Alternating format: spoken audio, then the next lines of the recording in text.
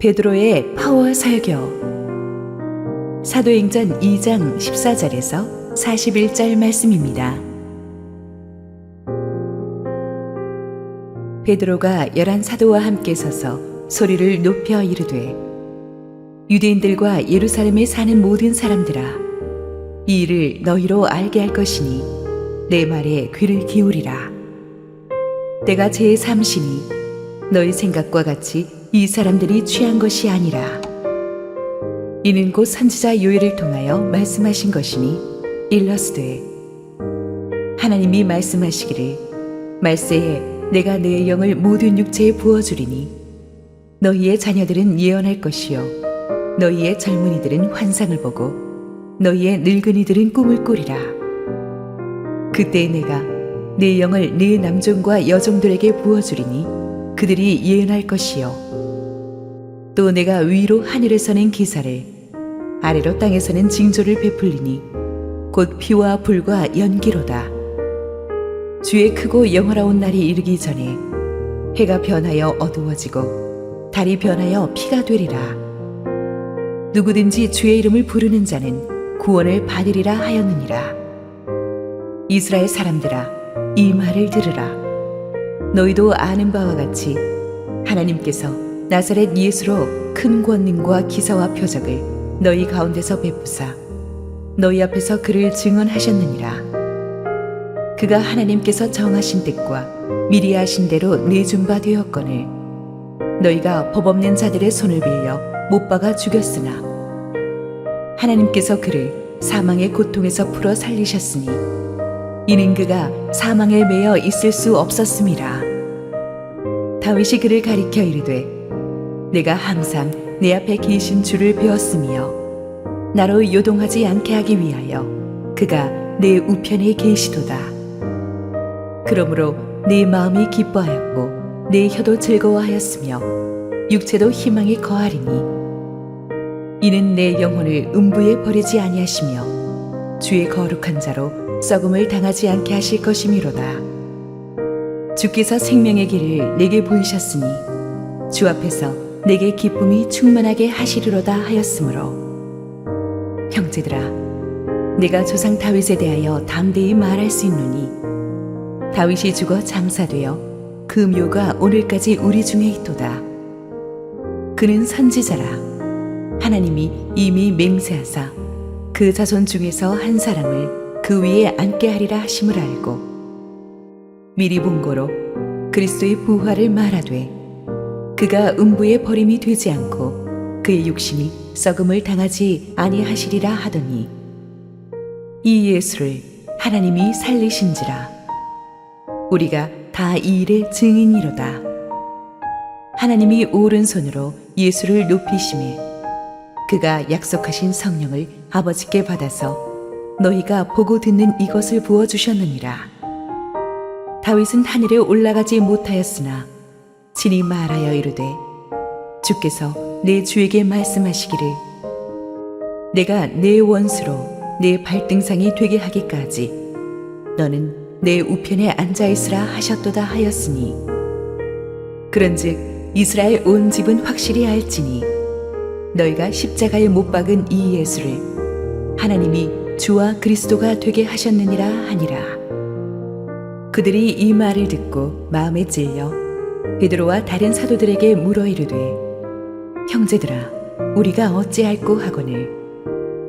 베드로가 이르되, 너희가 회개하여 각각 예수 그리스도 이름으로 세례를 받고 죄 사함을 받으라.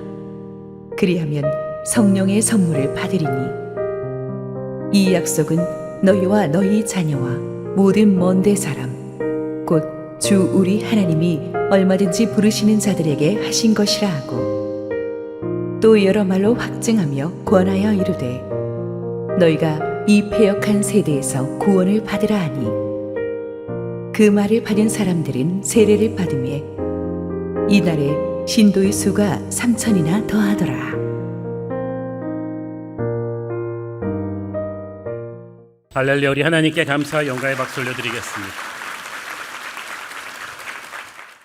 우리 함께 기도하시고 말씀 보겠습니다. 사랑하는 아버지, 성령께서 오늘도 이 시간에 임재하시고 말씀하시고 우리의 연약한 육체를 붙잡으셔서 말씀에 집중하게 하실 때 부족한 종을 덮으시고 성령의 음성 듣게 하옵소서. 예수님 이름으로 기도했습니다. 아멘. 오늘로써 우리는 베드로 설교의 마침표를 찍게 되었습니다. 그동안 우리는 인간 베드로, 제자 베드로의 모습들을 많이 살펴보면서 좀 동변상련에 우리랑 비슷하다는 걸 많이 느꼈죠. 갈릴리 호숫가의 한 평범한 뱃사람이었던 베드로를 주님은 처음 만나셨을 때부터 큰 비전을 선포해 주셨어요. 너는 반석 베드로가 될 것이다. 너는 사람 낚는 어부가 될 것이다. 선포하셨는데 그 다음부터 이어진 베드로의 스토리를 보면 참 그 다혈질의 성격으로 인해서 사건 사고가 참 많았습니다. 항상 불안불안했습니다. 예수님이 누구신지 고백해서 최고의 칭찬도 들었지만 또 인간적인 생각으로 함부로 나서다가 주님의 호된-꾸지람도 들었습니다. 베드로는 주님을 사랑하는 마음은 둘째가라는 서러웠지만 늘 인간적인 열심이 앞서가지고 영적으로 준비되지 않은 까닭에 결정적인 순간에 주님 버리고 주님을 부인하는 큰 죄도 범했죠. 하지만 그런 베드로를 주님은 끝까지 포기하지 않으셨습니다. 부활하신 뒤에 다시 갈릴리로 부르셨고 내가 너를 사랑한다고 하시고 내 양을 먹이라는 다시 한번 리더십의 권위를 주셨습니다.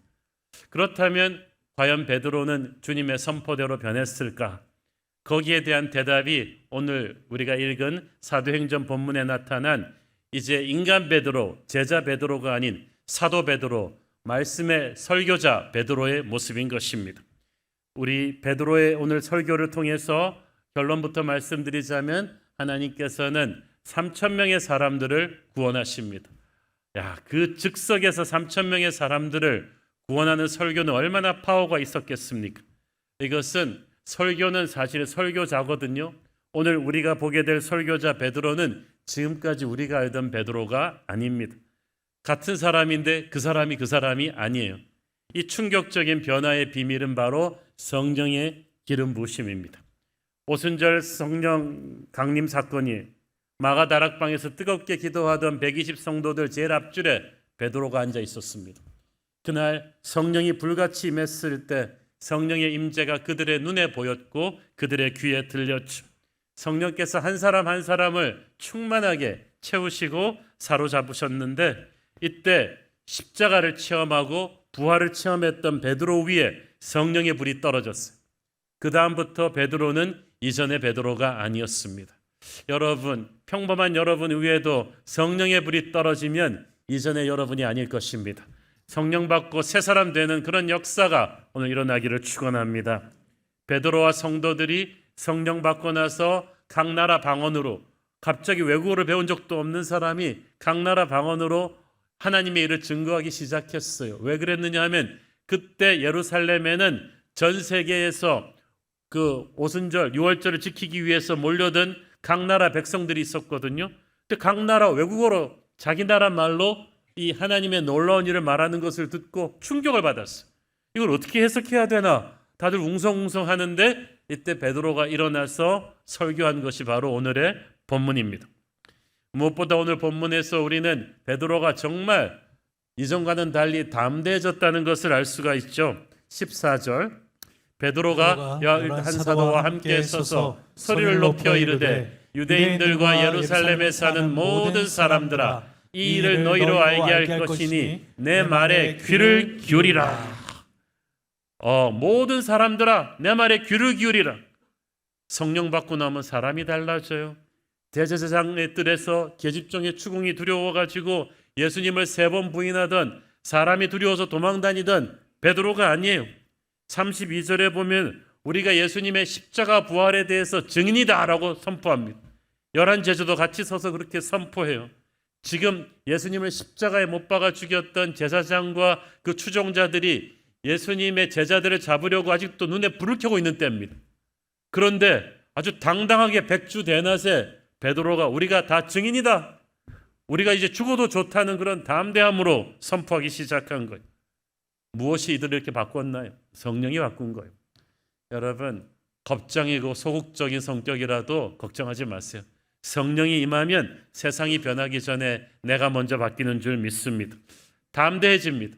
더 이상 세상을 두려워하지 않습니다.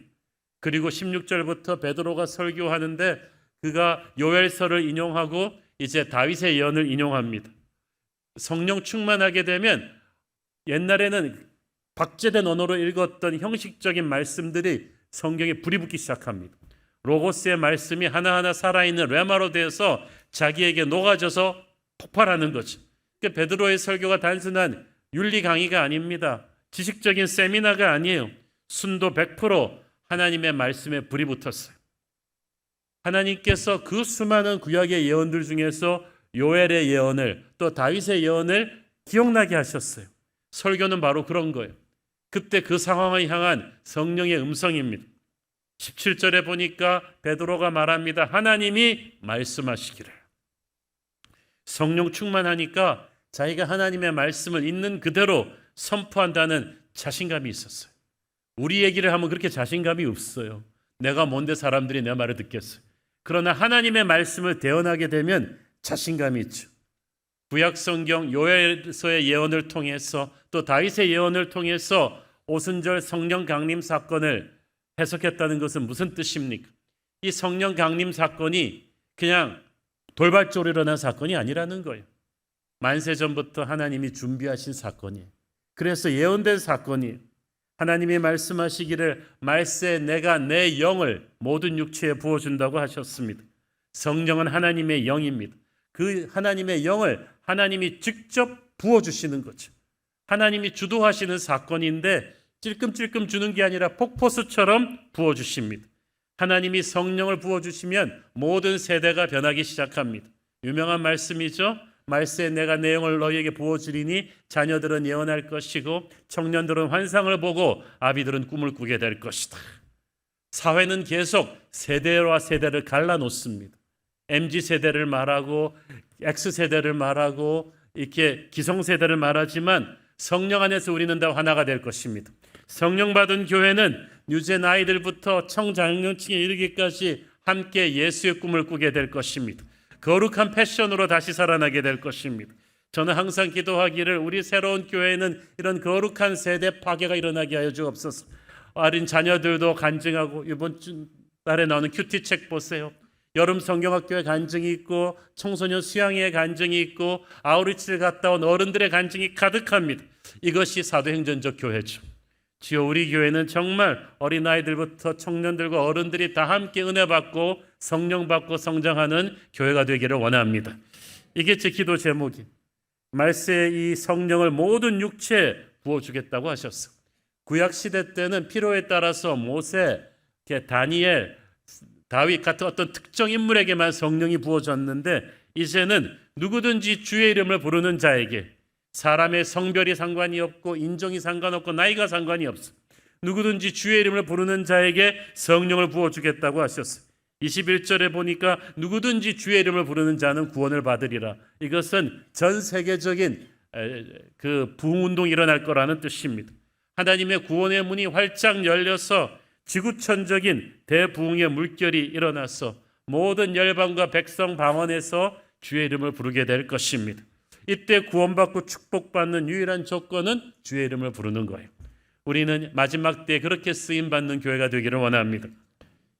이 성령 사건은 예수 사건입니다. 22절 함께 읽습니다. 이스라엘 사람들아 이 말을 들으라. 너희도 아는 바와 같이 하나님께서 나사렛 예수로 큰 권능과 기사와 표적을 너희 가운데서 베푸사 너희 앞에서 그를 증언하셨느니라. 이 베드로의 설교의 주제는 이제 나사렛 예수에게 초점을 맞추고 있습니다. 성령 사건은 예수 사건입니다. 이 두 사건이 별개의 사건이 아니라 연속된 사건이에요. 여러분, 오순절 성령 사건이 있기 위해서 갈보리 십자가의 기초 공사가 있었어요. 십자가를 통과하지 않은 성령 운동은 가짜입니다. 반드시 갈보리 십자가를 통과해서 부활을 통과해서 우리는 오순절 성령 사건의 결론에 이르게 되는 거예요. 예수 없는 성령 사건이 있을 수가 없어요. 성령 운동하면서 여러 가지 문제를 일으키는 사람들의 공통적인 실수는 예수를 높이지 않았다는 거예요. 그리고 드러난 성령의 현상들만 가지고 얘기해요. 방언 받았나? 예언하나 신유의 은사가 있느냐?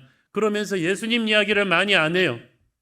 예수님의 탄생, 예수님의 생애, 예수님의 설교, 예수님의 인격, 예수님의 십자가의 의미, 예수의 부활의 능력, 이 모든 것들이 없이는 성령 사건은 결코 있을 수가 없는 것입니다. 예수를 빼놓고 성령의 현상만을 얘기할 때 잘못된 성령 운동으로 흐르고 마는 거죠. 예수 없는 성령 사건은 없다. 이것이 베드로 설교의 두 번째 핵심 포인트죠. 베드로가 22절에서 방금 읽은 22절 말씀에서 예수님에 대해서 세 가지를 소개하죠. 하나는 예수님의 삶과 사역, 둘째는 예수님의 십자가 죽음, 세 번째는 예수님의 부활. 우리가 예수에 대해서 알 때 이 세 가지를 분명하게 해야 됩니다. 예수님의 삶과 사역은 엄청난 것이었죠. 어떤 사람은 오래 살았지만 싱숭맹숭하게 대충 사는 사람이 있는가 하면 예수님은 단 3년의 공생애를 사셨지만은 얼마나 놀라운 기적들이 날마다 일어났습니까? 예수님의 하루는 그냥 대충 흘러가는 법이 없었어요.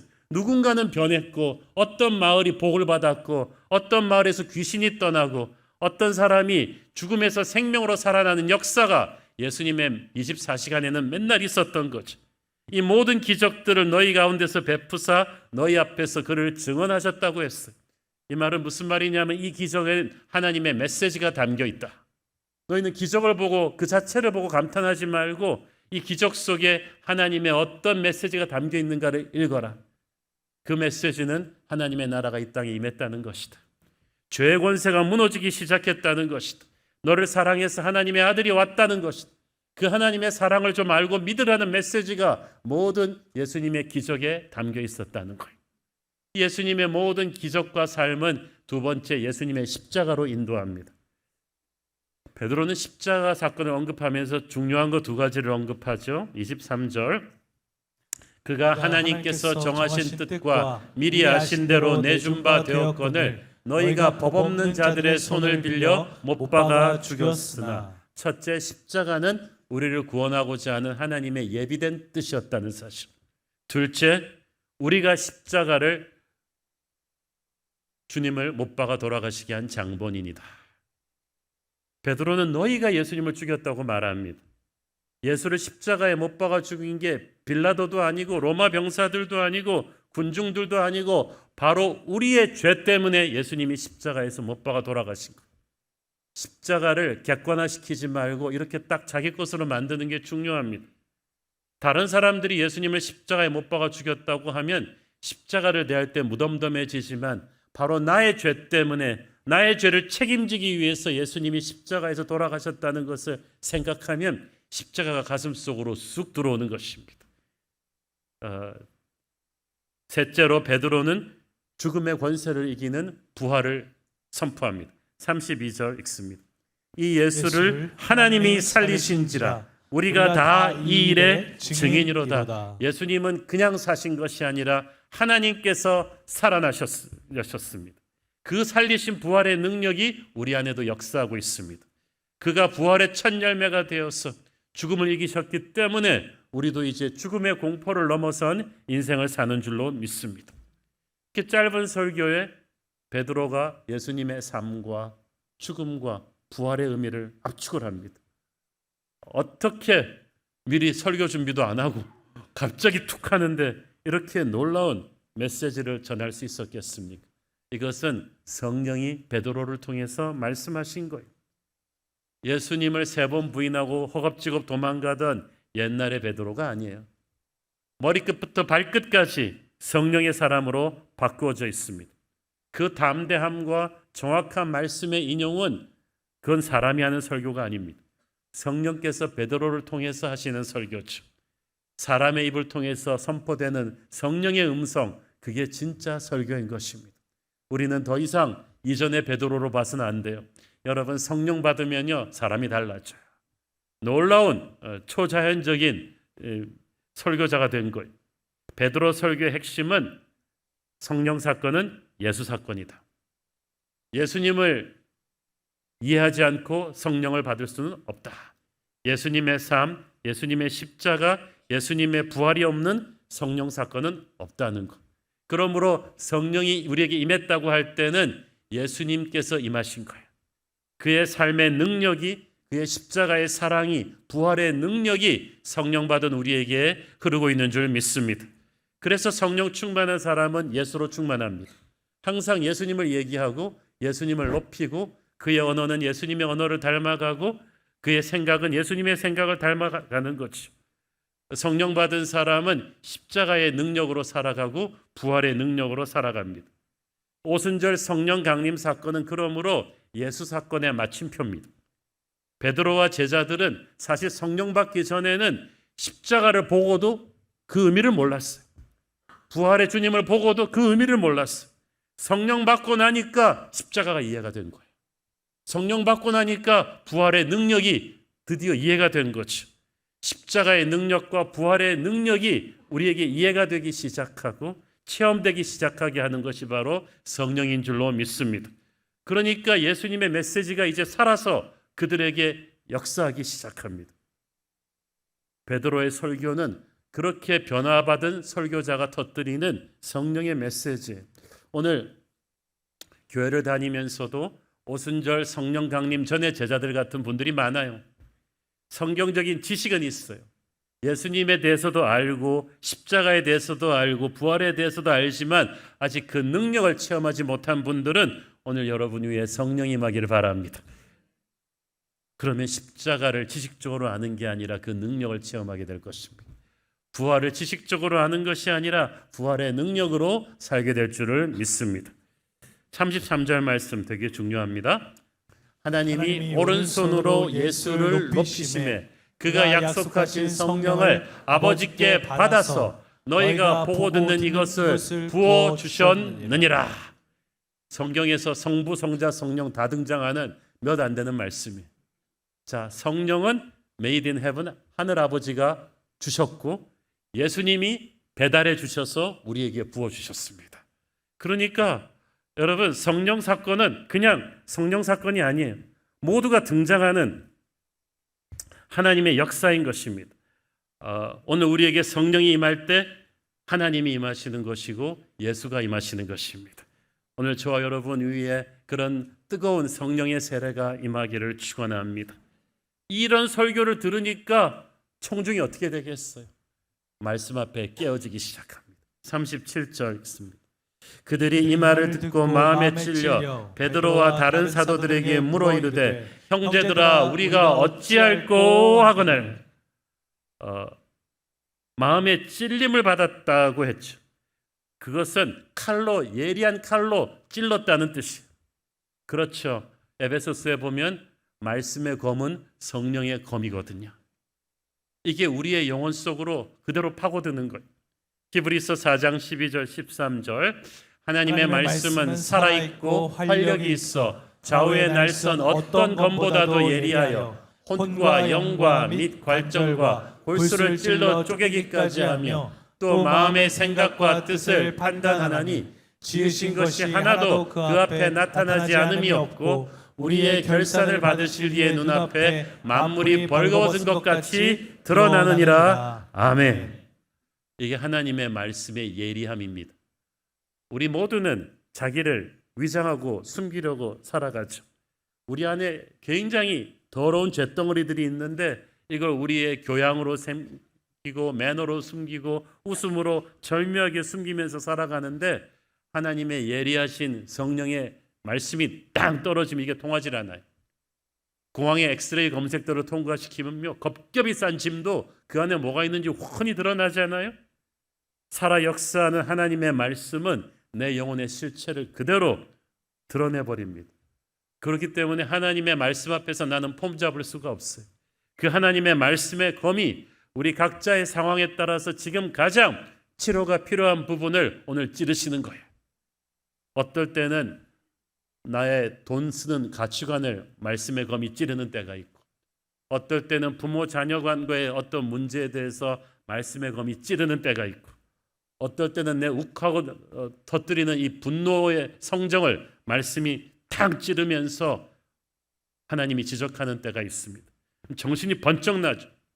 그러면 그것을 오늘 하나님의 십자가 앞에서 가지고 와야 되는 거예요. 성령께서 말씀으로 찌르신 까닭은 성령께서 치료하기를 원하니까 네가 문제의 심각성을 인지하고 치료할 수 있도록 십자가 앞으로 가져오라는 얘기죠. 형제들아, 우리가 어찌할꼬, 우리가 어떻게 하면 좋으냐, 이게 말씀을 제대로 찔린 사람의 반응이거든요. 말씀은 평가하는 게 아니라 반응하는 것입니다. 요즘 보니까 유튜브로 수많은 목사님들의 설교가 뜨니까 이 목사님들의 설교 비교하면서 이렇게 분석하는 재미가 들린 분들이 많아요. 어떤 목사님은 예화가 좋고 어떤 목사님은 이게 좋고, 그런데 그렇게 하기 시작하면 끝난 거예요. 목사님들은 오디션 보려고 설교하는 게 아니거든요. 말씀은 평가하는 게 아니라 반응하는 거야. 저쪽 교회 목사님 설교보다 낫네 이러고 가면 큰일 난 거예요. 진짜 제대로 된 말씀의 검으로 찔리면 영혼에서 곡소리가 납니다.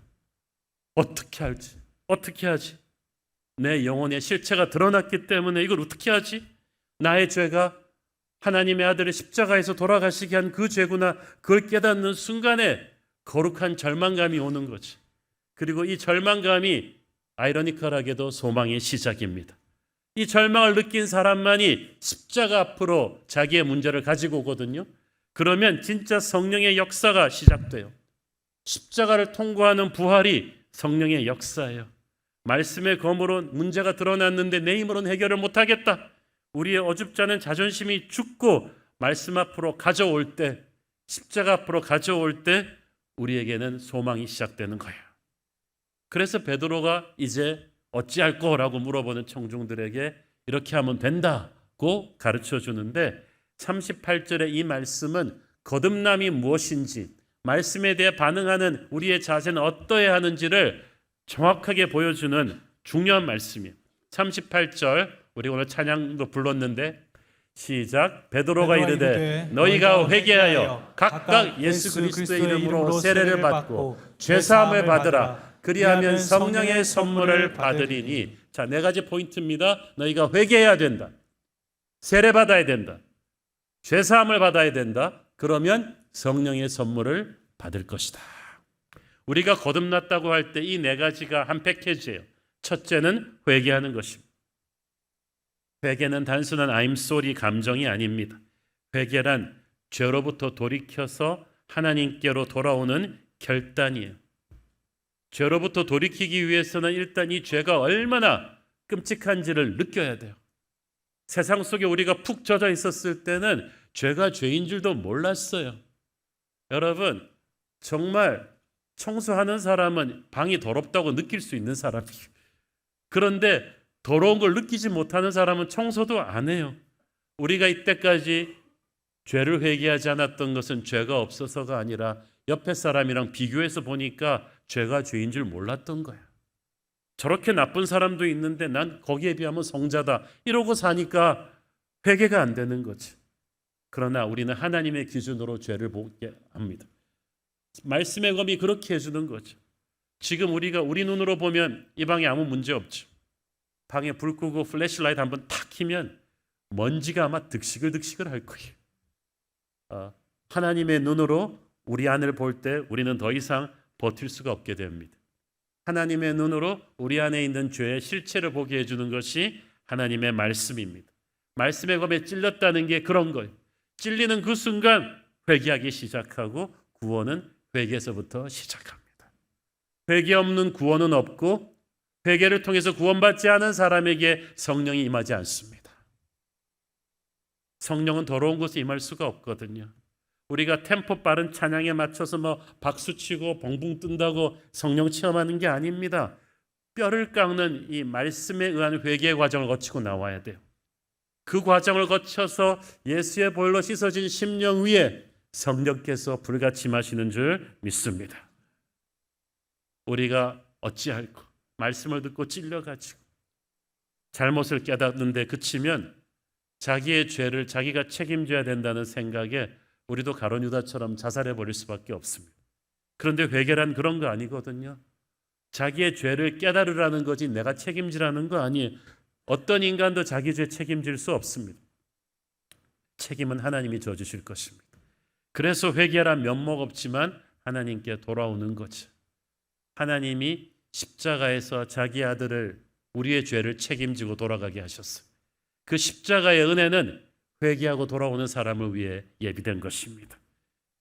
회개의 결론은 하나님께로 향하는 거예요. 탕자는 집으로 자기가 돌아와야만 했어요. 그래야 아버지의 용서가 그에게 흘러들 수 있어요. 그래도 탕자에게는 어드밴티지가 있어요. 집으로 돌아오는 길을 안다는 거예요. 결단하기가 어려워서 그렇지 돌아오는 거죠. 여러분은 돌아오는 길을 알고 있습니다. 마음의 변화가 일어나서 죄로부터 돌이켜서 하나님께로 오는 결단, 아버지의 집으로 오기만 하면 책임은 아버지께서 져주실 거라는 그 결단을 가지고 돌아오는 거죠.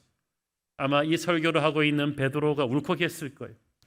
이 회개의 은혜를 자기만큼 체험한 사람은 없었거든요. 많은 신학자들은 주님을 은삼십냥에 판 가룟 유다의 죄가 무겁냐 아니면 주님을 3번 부인하고 도망간 베드로의 죄가 무겁냐 할 때 이게 우열을 가릴 수가 없다고 했어요. 그런데 왜 가룟 유다는 죽음으로 인생을 마무리하고 베드로는 용서받고 다시 쓰임 받았느냐? 회개의 차이죠. 유다는 자기의 죄를 자기가 책임지려고 했고 베드로는 하나님에게 이걸 맡기고 돌아왔다는 사실이죠. 그래서 베드로는 너희가 회개하고 예수 이름의 세례를 받으면 이 설교를 하면서 목이 울컥했을 거예요. 나도 회개하고 죄사함을 받았어. 나도 죄사함을 받았으니까 당신도 그렇게 될 수 있어. 여러분, 자기가 체험한 것을 메시지로 전하면 파워가 있겠죠. 너희가 회개하고 예수 이름의 둘째 세례를 받아야 된다. 세례는 회개의 외적인 표시입니다. 이제 내가 회개하고 하나님의 자녀가 되었다는 것을 사람들 앞에서 공식적으로 선포하는 거죠. 진심으로 사랑한다면 결혼해야 되고요. 결혼은 사람들 앞에서 하는 것입니다. 부끄러워하지 않는 거예요. 진정으로 회개하고 하나님께 돌아왔으면 세례를 받아야죠. 이 세례를 가볍게 생각하면 안 돼요. 마태복음 28장 19절을 보세요. 그러므로 너희는 가서 모든 민족을 제자로 삼아 아버지와 아들과 성령의 이름으로 세례를 베풀고, 단순히 전도하라 그러지 않았어요. 세례를 주라는 것. 이 세례는 내가 그리스도와 함께 죽고 그리스도와 함께 살았음을 의미합니다. 로마서 6장 3절 4절. 무릇 그리스도 예수와 합하여 세례를 받은 우리는 그의 죽으심과 합하여 세례를 받은 줄을 알지 못하느냐. 그러므로 우리가 그의 죽으심과 합하여 세례를 받음으로 그와 함께 장사되었으니 이는 아버지의 영광으로 말미암아 그리스도를 죽은 자 가운데서 살리심과 같이 우리로 또한 새 생명 가운데서 행하게 하려 함이라. 할렐루야. 이 세례에서 물을 뿌리고 물에 담그잖아요. 그것은 내 옛사람이 그리스도와 함께 죽고 그리스도와 함께 산다는 거예요. 그렇게 태어난 새 사람이 교회의 새 멤버가 되었다는 것이 바로 세례의 의미입니다. 회개하고 세례받는 거 개인의 결단이에요. 너희가 회개하여 각각 그리스도 이름으로 세례를 받으라. 그 말은 무슨 말이에요? 단체로 세례받을 수 없다는 거죠. 너의 부모의 신앙이 엎혀서, 아내의 신앙이 엎혀서 갈 수 없고 너희 각자의 결단으로 세례받고 하나님의 은혜를 체험하라는 거예요. 그렇게 되면 세 번째, 죄사함을 받게 될 것이다. 죄사함은 완전한 용서입니다. 하나님 나라에서 그 기록에서 내 죄의 기록이 싹 지워지는 것입니다. 더 이상 마귀가 나를 이걸 가지고 정죄하지 못합니다. 이 죄사함은 죄의 권세로부터의 해방을 의미합니다. 옛날에는 여러분은 죄의 권세에 눌려 살았어요. 그래서 그냥 계속 불안하고 찝찝하고 두렵고 분노가 많고 그랬던 거예요. 그러나 나사렛 예수의 이름으로 회개하고 세례를 받은 자에게는 어둠의 권세가 무너져 내린 줄 믿습니다. 더 이상 지배받지 않습니다. 그가 우리를 협박할 수는 있지만 우리는 더 이상 눌리지 않습니다. 내를 누르고 있던 모든 죄의 권세를 무너뜨려주는 예수의 은혜가 회개하고 세례받은 자에게 주어지는 줄 믿습니다. 그리하면 마지막이에요. 성령의 선물을 받습니다. 자신의 죄를 회개하고 주님 앞에서 세례받은 그 사람에게 그 순간부터 물세례와 함께 성령 세례가 임하는 거예요. 그때부터 성경에 약속된 모든 성령의 능력과 기름 부으심이 우리 위에 임하는 줄 믿습니다. 이게 다 한 패키지예요. 우리가 거듭났다고 할 때 회개하고 세례받고 죄사함 받으며 성령의 선물을 받는 이 모든 것이 우리에게 주어지는 것입니다. 이걸 우리는 예수 믿었다고 하는 거죠. 오늘 교회는 다녔지만 예수를 안 믿는 분들은 오늘 분명히 회개하고 성령 받아 예수 믿기를 축원합니다. 이날 놀라운 일이 일어나죠. 41절 그 말을 받은 사람들은 세례를 받음에 이날의 신도의 수가 3천이나 더하더라. 말씀을 받은 사람들이란 말은 말씀을 건성건성 넘긴 사람들이 아니라 그 말씀의 검 앞에 깨어지고 부서져서 회개하며 거듭난 사람들, 성령 받은 사람들을 말하는 것인데 이게 진짜 교회죠. 그래서 초대교회가 3,000명으로 순식간에 생긴 거예요. 저는 오늘의 이 장면을 보면서 참 여러분 감개무량하지 않습니까? 예수님께서 천국에서 이 모습 보시면서 가슴이 뿌듯하셨을 거예요. 주님이 처음 베드로를 만나셨을 때 기억나십니까? 베드로의 빈배에 타시고 주님이 뭐 하셨죠? 설교하셨어요. 무태 있는 사람들 향해서. 그때 베드로는 처음 하나님의 아들의 파워 설교를 들은 거죠. 그 설교를 들으면서 베드로도 막 변하기 시작한 거 아니에요? 근데 그때까지만 해도 베드로는 설마 자기도 언젠가 이런 설교를 하게 될 줄은 꿈에도 몰랐을 거예요. 진짜 그 설교가 진짜 수천 명의 인생을, 만약 그때 누가 베드로한테 가서 야 너도 몇 년 안에 이런 설교를 하게 돼, 너도 그날 한 번 설교로 3,000명의 사람이 예수 믿게 되는 역사가 네 설교 듣고 일어날 거야, 그랬으면 베드로가 피식 웃었을 거예요. 옆에 있는 제자들도 더 크게 웃었을 거예요. 어떻게 그런 일이 가능하겠느냐. 성령은 꿈을 현실로 이루는 분인 줄 믿습니다. 성령 받으면 비전이 현실로 이루어질 것입니다. 저와 여러분도 그렇게 변하여 쓰임받을 수 있습니다. 여러분, 교회는 말씀으로 거듭나고 십자가 앞에서 깨어지고 성령 받는 것입니다. 이 절망의 기운이 가득한 마지막 때에 우리는 간절히 성령을 사모해야 되는 줄 믿습니다. 오늘 말씀에 약속된 것처럼 주님은 끊임없이 모든 육체 위에 성령을 부어주기를 원하십니다. 우리 새로운 교회 위에, 우리의 자녀들 위에, 청년들 위에, 장년들 위에 불처럼 바람처럼 성령을 부어주기를 원하십니다. 오늘 우리는 가슴을 활짝 열고 주님 메마른 나의 심령 위에 성령을 부어 주옵소서, 우리에게 임하옵소서, 이렇게 기도할 수 있게 되기를 축원합니다. 기도하겠습니다. 주님 은혜를 감사합니다. 이 마지막 때에 주님 약속하신 성령을 우리에게 부어 주시옵소서. 형식적인 그런 크리스천으로 살기 원치 않습니다. 말씀으로 거듭나고 십자가 앞에 깨어지고 성령의 세례를 받는 그런 성도들이 되게 하옵소서. 예수님 이름으로 기도했습니다. 아멘.